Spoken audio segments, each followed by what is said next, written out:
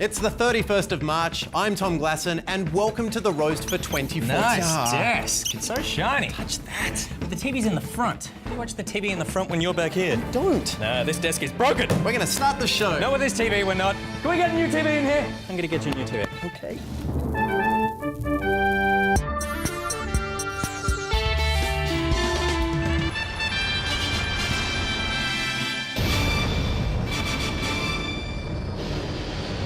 Tonight on the show, 100 days since an asylum seeker boat arrival, and a new climate change report says we are all doomed. But first, let's quickly squeeze in Mark Humphries with the headlines. Tony Abbott, from Parliament, has moved into Sydney's Kirribilli House, one of the official residences of the Prime Minister. But he's not happy about the move. There's a sense in which I am a reluctant inhabitant of any official residence. Moving into a luxury harbourside home is just one of the many sacrifices a Prime Minister has to make. But come on, we all know the real reason he didn't want to move in. All right, Margie, now that we've moved in, how about you and I form a coalition under the covers? That's right, you be the dame and I'll be the knight. Wait a second, what's that? Oh my God, it's one of Rod's hairs. That's it, we're moving! Human Rights Commissioner Tim Wilson has criticised the current racial discrimination laws, saying they create a situation where people belonging to a certain race can use a racial term, while people not of that race can't.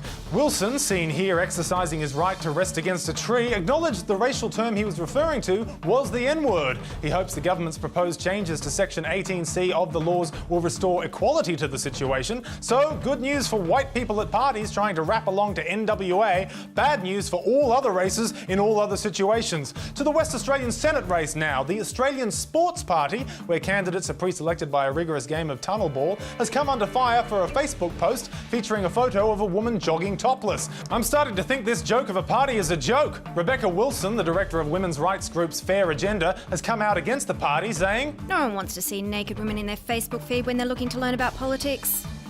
No, definitely not. Unless, of course, you like the Australian Sex Party, in which case it comes with the territory. On Saturday night, people all over the world turned their lights off for Earth Hour, aka Christmas for candle shops. World landmarks that took part included the Sydney Harbour Bridge, the Eiffel Tower, and the cool inner-city share house near you that has a herb garden. Australia's focus for this campaign was on the Great Barrier Reef, but this little bastard kept his light on. Outside Parliament House in Canberra, almost 4,000 candles spelt out "Lights Out for the Reef," a welcome change to Saturday night's usual campaign of "Tits Out for the Boys." This year's Earth Hour is expected to do a lot to combat climate change, specifically making people feel like they're doing a lot to combat climate change. For the roast, I'm Mark Humphries. Thanks, Mark. I have to say I've missed his relentless reading of the news at me. Anyway, we're back on the air, and what better way to start than with a celebration? And not just for us, but for the Abbott government, which has now gone 100 days without an asylum seeker boat arrival.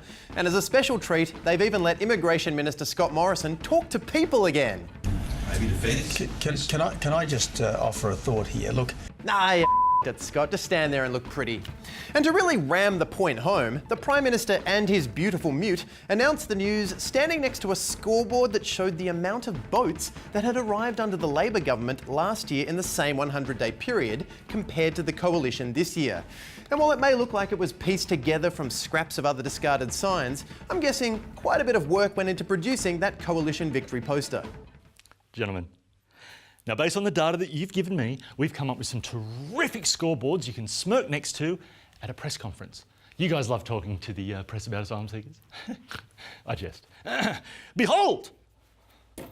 1,310. This is the number of asylum seekers on Manus Island, and one because there's only one Manus Island. There's only one Manus Island. I'll put that on the maybe pile. We have other Manus Island options, okay? Voila! 2 Australian suspects, 1 asylum seeker dead. I'd sing the jingle, but your eyes are screaming, do not mention Manus Island anymore. Okay, one more. It doesn't mention Manus Island or asylum seekers. It's just a bit of a crass point scoring against Labor. Oh,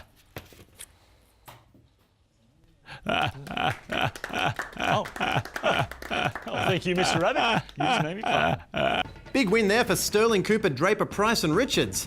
And that scoreboard is about as detailed as information from the government gets, with Operation Sovereign Borders still very much shrouded in secrecy. See, when the new government was elected, regular briefings were replaced by weekly ones. Then those weekly ones were replaced by a press release. And I gotta say I feel for Scott Morrison because it's not easy losing your job to a piece of paper, which actually happens more often than you'd think. But thankfully, one brave online source has gone behind the media blackout and published detailed information regarding on-water operations. Things like the names of the personnel involved and the movements of ships. And that's a pretty huge disclosure. So who are these Navy-hating traitors? The Navy's official newsletter, so it was an inside job. Well, here's hoping those brave traitors at the Navy Daily keep leaking sensitive information, because there is an even bigger problem on the horizon: Manus Island. You see, we've now got 1,300 people in legal limbo, stowed away on a violent island prison where 2 guards are suspected in the death of someone. So well done, the government. You've totally cane-toted the asylum seeker issue by replacing one problem with an even bigger one. You're like the world's worst parent. Dad! Dad, I'm scared! What is it, son? There's a monster under my bed. Oh, don't worry, my boy. In order to protect you from that monster, I've summoned an even bigger monster. Manus. The demon god of blood. Demon god of what? You're welcome, son. Good night. Oh, and try to stay calm. He can smell your heartbeat. Sweet dreams. You know, say what you like about Manus and the terrible things he does, he gets the job done. We'll be right back. While Tom updates our tally board, why not jump on Twitter and answer tonight's question? Have you ever had a Manus moment? Have you ever fixed a problem by conjuring up an unspeakable evil? We'd love to hear about it. At the Roast TV or hashtag RoastTV. Yeah, looks good. Well, finally tonight, a new report on the future of the world has been released by the International Panel on Climate Change. Now, I skipped to the ending, where it turns out everybody dies and there is definitely no sequel. The principal finding is that climate change could make humans extinct, meaning we're now an endangered species. So instead of raising money for animals, hey animals, maybe raise some money for us, the people. Think of all the good work we've done for you. Yeah, okay, except for that. Really? The quagga? Does anyone... Oh, you would bring up the dodo. They had their day in the sun. Now, an early copy of the report leaked last week, presumably because its ice briefcase melted. And it noted Australia could see a 40% drop in agricultural production. So at least we'll die thin. One of the report's contributors, Professor Helen Berry, said, "We can't possibly evolve to match this rate of warming." But is she right? Well, to find out, let's ask our new correspondent, Alex Lee. It's absolutely right, Tom. I'm sorry, who are you? I'm Alex. Oh, excellent. Tom, this is the current rate of global warming and this is the current rate of human evolution. It's just pathetic.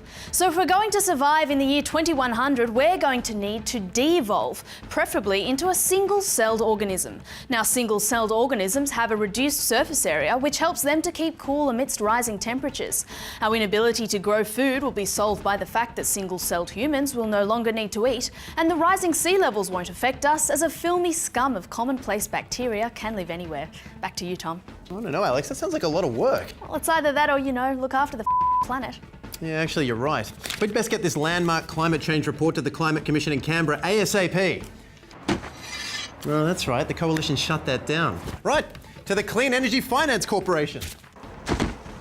Ah, that's gone too. All right, I'm going straight to the top. The Climate Change Authority.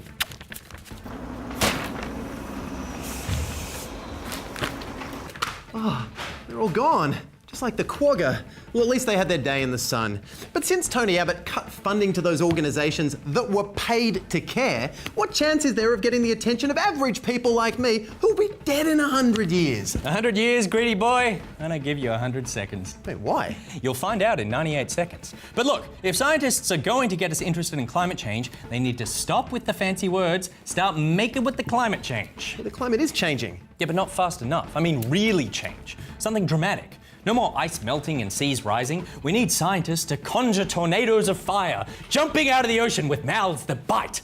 Or it needs to start raining upward. You can't deny up rain. Yeah, well, maybe the next report will just push us over the line. Yeah, well, if we ignore this one, there's not gonna be a next report. You know that moment in movies where humanity's only chance of survival is if all the scientists hollow out part of Tibet and build an awesome ark thing? Vaguely. Well, that's where we are now, Tom. They're about to start building that thing.